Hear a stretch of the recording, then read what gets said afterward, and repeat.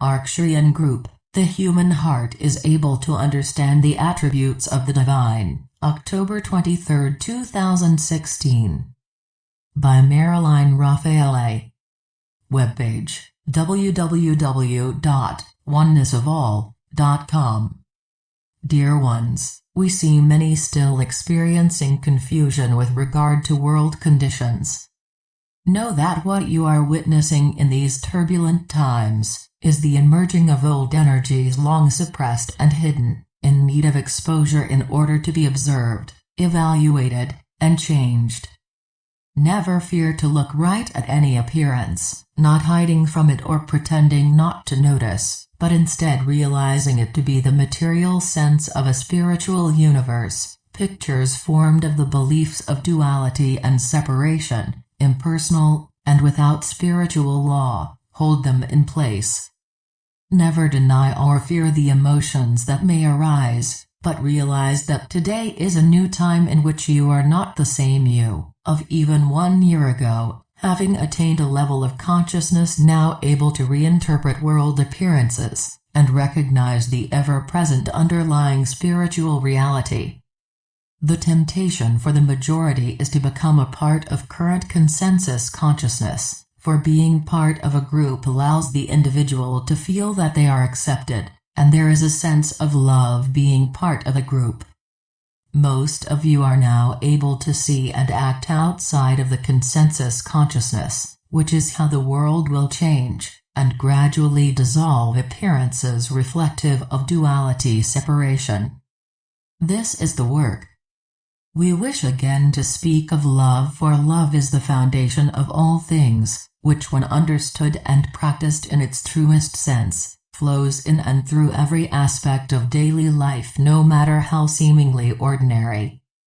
Once love becomes your attained state of consciousness, you begin to automatically perceive the world and all that is in it, from a whole new perspective, which then allows many formerly accepted concepts and beliefs to fall away. Love is oneness, and thus the connecting link between all things, humans, plants, animals, nature, spirits, elementals, etc. Even rocks have consciousness of a sort. There is nothing not made of the one and only substance, divine consciousness. Spiritual ideas within the one divine consciousness are interpreted according to an individual's state of consciousness.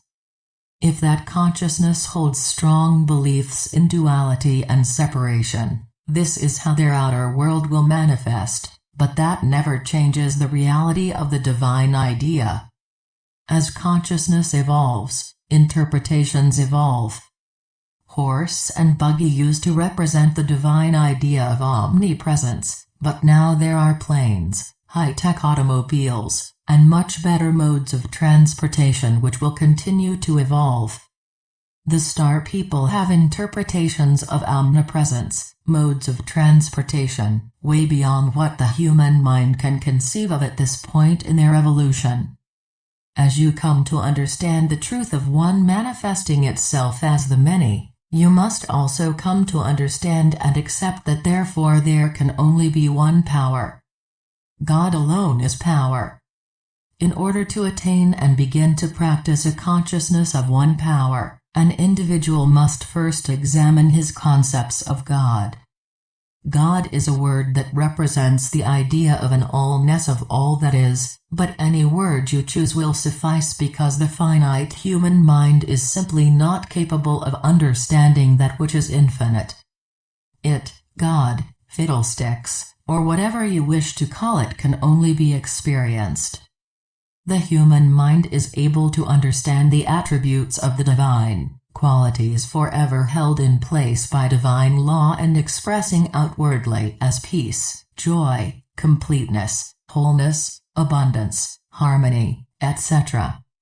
These constitute the essence of the one self-sustained, self-maintained something, and since there is only one of this something, all that it embodies has to be the only reality. Mankind, unaware of truth and experiencing a world of duality and separation throughout many lifetimes, has come to accept a power for good or bad with regard to any and all outer appearances. It is time to move into a consciousness of one power. God alone is power, must become the inner response to every situation, be it physical, emotional, or mental. The divine and all facets thereof must come to be seen and accepted as reality and thus the only power. Where is this power? It is my very selfhood, the I that I really am, the I that formed and maintains this body I use. The I that which beats the heart and draws to me what I need when I need it. The I that I am manifests as guidance and comforts me in crisis, for it is complete and whole, needing nothing. God alone is power. You are ready now to live, move, and have your being in a consciousness that knows that every quality of divine consciousness is also embodied within every individual expression of that divine consciousness. It is the I Am. This is what the Master Jesus meant when he said, I of my own self can do nothing, or greater works than these you will do. He never purported himself to be the only Son of God, but an ignorant world seeking power outside of itself has declared Jesus to be the only Son of God. God alone is power. Let this become the mantra with which you meet every experience throughout the day. An attained consciousness of one power is a healing consciousness, for it recognizes no power in disease. It is the peacemaker, for it knows only the one, appearing as the many. Those who have attained a consciousness of one power are able to allow the world around them to crumble in the realization that it can never touch the reality. Begin to practice God alone is power in every seemingly small event of daily living. You have a sore knee, bring to mind the fact that God could not express itself as pain, for that would be duality within the one, that is infinitely complete and whole. Pain in all its forms reflects an impersonal belief in a self apart from God. God alone is power, then take whatever human footsteps you may be guided to take. Your realization of God as the only power opens the door for divine completeness to manifest as whatever the best solution may be for you. The process of withdrawing power from all appearances, no matter how horrendous, is a necessary step in everyone's evolutionary journey, but one you are now ready for. There will always be difficulties while living in a world that still supports a three-dimensional belief system, but you now have the tools with which to meet them on a higher level. Disasters happen to evolved individuals because, 1. They are a chosen part of the person's life plan to help awaken others, or 2. To bring about a deeper realization of some truth necessary for their own spiritual growth. Evolved souls do not live lives of random events formed from the energies of duality and separation, much as the unawakened do, but must learn to look for truths hidden in difficult life events. There comes a point of choice in every spiritual seeker's journey when he realizes he cannot worship both God and man. Free will allows everyone to take as long as they wish, but most of you are recognizing that the time has come for you to step into living your truth. A time to step away from assigning power to three-dimensional concepts, be they personal or global, and irregardless of whether they appear good or bad. Realize that good appearances are just as illusory as the bad ones, and that God alone is power.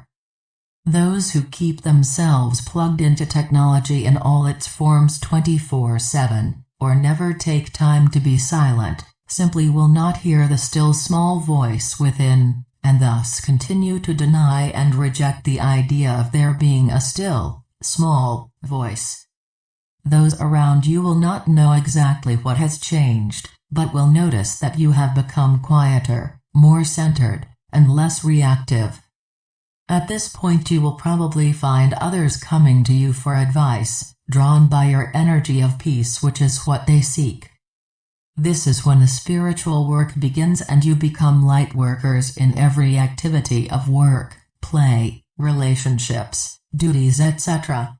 Many so-called religious teachings taught that the ordinary world was not spiritual, and must be left behind if one was to become holy. Thus were born the monasteries and convents of all religions. There was a time when these places were the only places where peace, solitude, and spiritual seeking could take place without struggle, but because everyone takes their state of consciousness with them, many convents and monasteries devolved into places of dogma, structure, rules, and misinformation. However, many of today's convents and monasteries are serving to provide a flow of light and love to the world through the evolved consciousness of those members who understand and practice deeper levels of truth. It is a new day, a new time, and the spiritual life must be lived in the world but not of it. Life on earth must no longer be separated into the profane versus the spiritual, for that is old, false, and misleading energy of the past. There is only one power, one reality, one law, one cause, one effect, and that one is you. We are the Arcturian group.